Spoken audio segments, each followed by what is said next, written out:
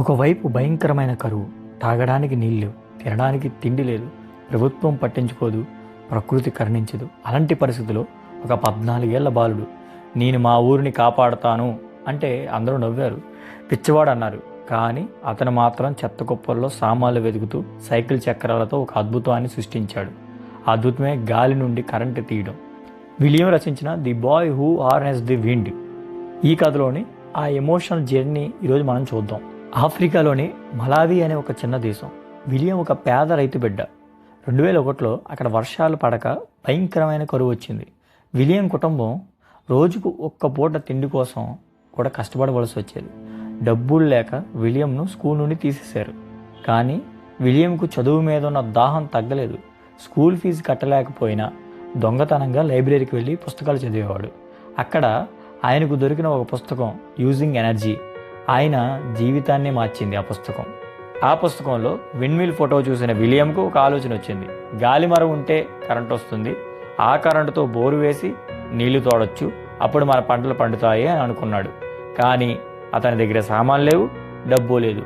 అందుకే ఆయన చెత్తా చెదార కుప్పలు దగ్గరికి వెళ్ళాడు. పాత సైకిల్ ఫ్రేమ్, ట్రాక్టర్ ఫ్యాన్ బ్లేడ్లు, తుప్పు పట్టిన వస్తువులు, పైపులు, ఇలా అందరూ వద్దనుకున్న వస్తువులను పోగు చేశాడు. ఊరి జనం అతను చూసి పిచ్చోడైపోయాడు అని ఎగతాళి చేశారు. చివరికి తన తండ్రి కూడా అతన్ని తిట్టాడు. ఎన్నో అవమానాలు, ఆకలి, వీటన్నిటిని భరిస్తూనే విలియం తన విండ్ మిల్ను పూర్తి చేశాడు. ఒక ఎత్తైన చెక్క స్తంభం మీద దాన్ని నిలబెట్టాడు. ఊరి జనం అంతా గుమ్ముగూడారు. ఇదేదో మ్యాజిక్ అని, అది అసలు పనిచేయదని నవ్వుతూ చూస్తూ ఉన్నారు. కానీ గాలి వీచినప్పుడు ఆ సైకిల్ చక్రం మెల్లగా తిరగడం మొదలైంది. ఆ చక్రం తిరుగుతుంటే ఒక చిన్న బల్బు వెలిగింది.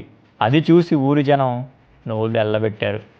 గాలి నుండి కరెంటు పుట్టింది. ఆ చిన్న బల్బు వెలుగు ఆ గ్రామంలో చీకటిని మాత్రమే కాదు, వారి ఆకలిని కూడా పారద్రోలింది.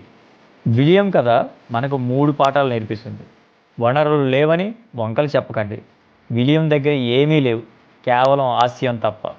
నలుగురు నవ్వుతారని ఆగిపోకండి. గొప్ప పనులు చేసేటప్పుడు ప్రపంచం ముందు నవ్వుతుంది, తర్వాత చప్పట్లు కొడుతుంది. జ్ఞానం ఎక్కడైనా దొరుకుతుంది. స్కూల్ లేకపోయినా లైబ్రరీ పుస్తకాలు చదువుతూ అతను ఇంజనీరింగ్ నేర్చుకున్నాడు. ఒక గ్రామానికి వెలుతురునిచ్చాడు, ఆకలిని తీర్చాడు. కాబట్టి గుర్తుపెట్టుకోనండి, వనరులు లేవని వంకలు చెప్పకండి. ఏమున్నా లేకపోయినా చేయవలసింది చేయండి. నలుగురు నవ్వుతారని ఆగిపోకండి. జ్ఞానం ఎక్కడైనా దొరుకుతుంది. జ్ఞానవంతుని ఎవ్వరూ ఆపలేరు. విలియం ఇప్పుడు ప్రపంచం గర్వించదగ్గ ఇంజనీర్. ఆయన కథ మనందరిలో ఉన్న ఇన్నర్ని తట్టి లేపుతుంది. మీకు ఈ కథ ఎలా అనిపించింది? మీ జీవితంలో కూడా ఇలాంటి కష్టాలు ఎదుర్కొని ఏదైనా సాధించారా? కింద కామెంట్ చేయండి. ఈ వీడియోను ఆశ ఉన్న ప్రతి విద్యార్థికి షేర్ చేయండి. విలియం చేసిన పనిని మీరు మెచ్చుకుంటే ఒక లైక్ కొట్టండి. Thank you so much. Thank you nature.